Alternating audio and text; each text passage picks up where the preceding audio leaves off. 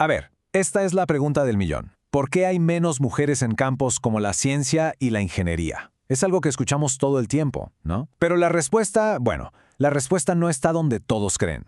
Hoy vamos a desentrañar este misterio con un estudio que nos va a llevar a un lugar, créanme, bastante inesperado. ¿En qué momento exacto pasa esto? ¿Cuándo es que los caminos se separan? ¿Será en la universidad cuando eligen carrera? ¿O a lo mejor en la prepa? Pues no. La evidencia nos dice que tenemos que ir mucho, pero mucho más atrás. Para entender la magnitud de esto, chequen este dato de la OCDE.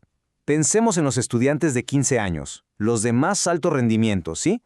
Bueno, de las chicas, solo 1 de cada 5 se ve trabajando en ciencia o ingeniería. 1 de 5. Y si lo comparamos con los chicos, la cifra es 1 de cada 3. La diferencia es de verdad abismal. Y bueno, antes de clavarnos más en el tema, una aclaración rápida. Vamos a estar usando mucho la palabra STEM. ¿Qué es? Es el acrónimo en inglés para ciencia, tecnología, ingeniería y matemáticas. Esas son las áreas clave de las que vamos a hablar.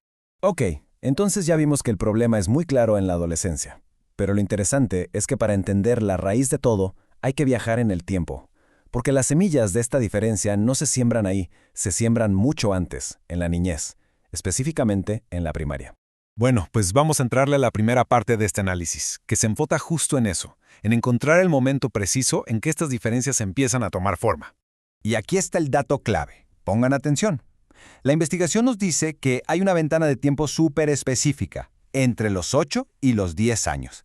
Así es justo en esa etapa, en plena primaria, cuando los intereses de niños y niñas en todo lo que tiene que ver con STEM, ¡pum!, empiezan a irse por caminos diferentes. La gran pregunta es, ¿por qué justo a esa edad? ¿Qué tiene de especial?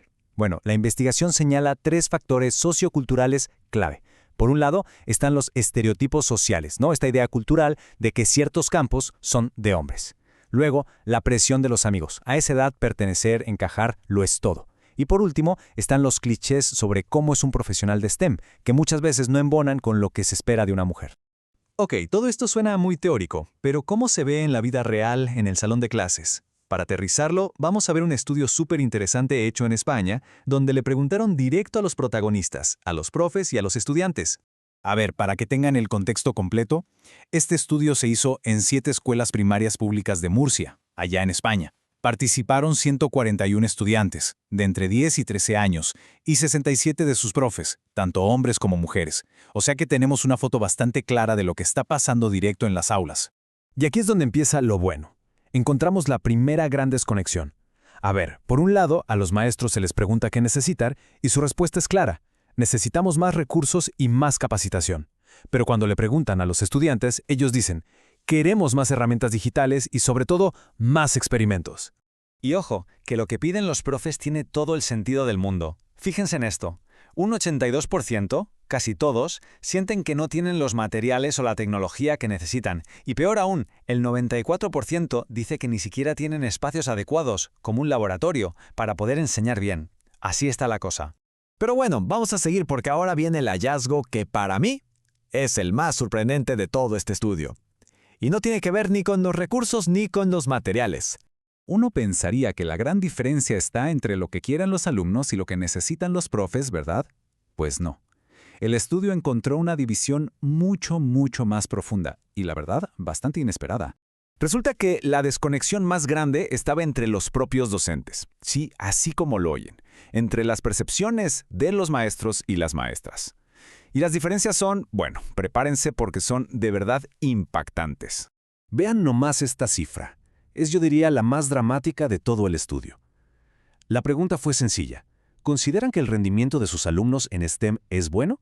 Bueno, pues casi el 92% de los maestros hombres dijo que sí. ¿Y las maestras?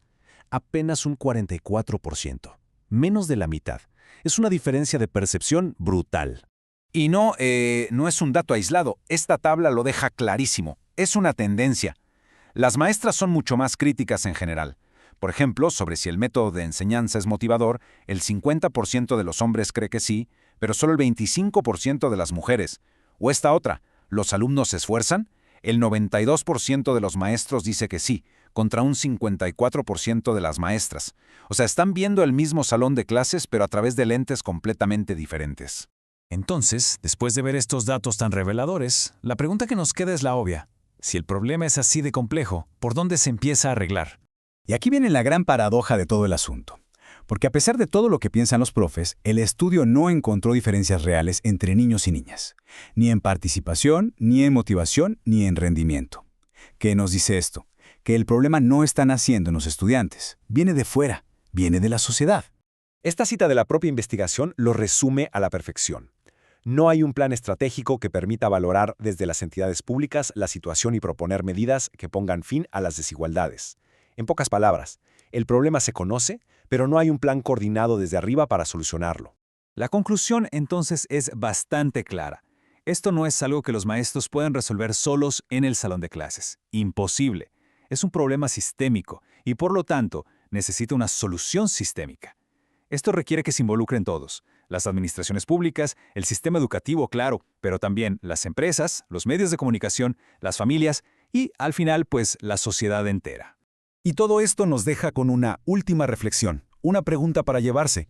Si la escuela, al final del día, es solo un reflejo de nuestra sociedad, de nuestras creencias y nuestros sesgos, la verdadera pregunta no es qué hacer en el aula, sino dónde tiene que empezar el cambio de verdad para que ese reflejo, para que esa imagen en el espejo, por fin sea diferente.